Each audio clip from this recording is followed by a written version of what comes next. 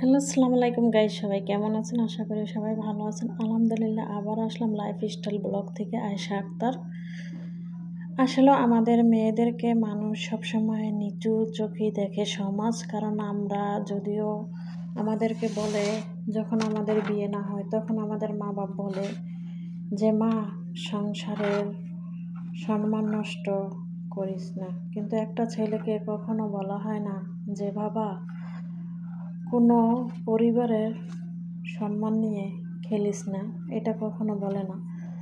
কিন্তু আমরা মেয়েরা এরকমেরই, কারণ আমাদের যদি স্বামী ভালো হয় তাহলে আমাদের শ্বশুর শাশুড়ি ভালো হয় না, শ্বশুর শাশুড়ি ভালো হলে হয়তো স্বামী ভালো হয় না।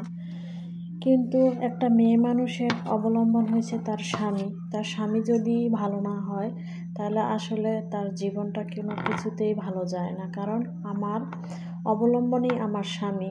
কারণ শ্বশুর শাশুড়ি কিছু না, শ্বশুর শাশুড়ি আইজ আছে কাল থাকবো না। কিন্তু আমার স্বামীর সাথে আমার যদি সাজানো গোছানো একটা সংসার হয়, স্বামীর সাথে আমার যদি কোনো না বনে বা কথাবার্তাতে কোনো না বনতি হয়, তাহলে আমরা ওই সংসার, যত সাজানো গুজানো সংসারটাকে কেউ কখনো চায় না যে এই সুন্দর সংসারটা আমি ভেঙে চলে যাই।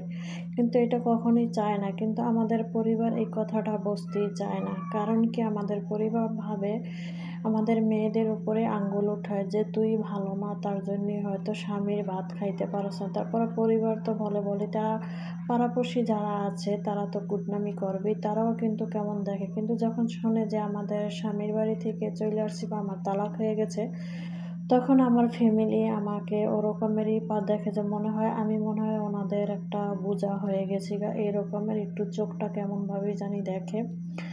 আসলে করার কোনো কিছুই না, কারণ আমরা কেউ না একটা মেয়ে চায় না যে আমার সংসারটা ভেঙে যাক বা আমার এই সংসার ছেড়ে আমি চলে যাই। কারণ যে সংসার করে সে বোঝে সংসারের জ্বালা বা সংসারের মায়া কতটুকু। কারণ আমার ফুলের মতো একটা সংসার, আমার বাচ্চা কাচ্চা নিয়ে আমার একটা সংসার সাজাইছি গুছাইছি, হয়তো আমি এখন এই সংসার ছেড়ে চলে গেলাম বা আমার যে বাচ্চা কাচ্চা থাকবে সেই বাচ্চা কাচ্চা কার মুখের দিকে তাকাবে? মানুষ বলে না যে এক গাছের ছাল আরেক গাছে কখনোই লাগে না, হয়তো ক্ষণিকের জন্য ভালোবাসবে।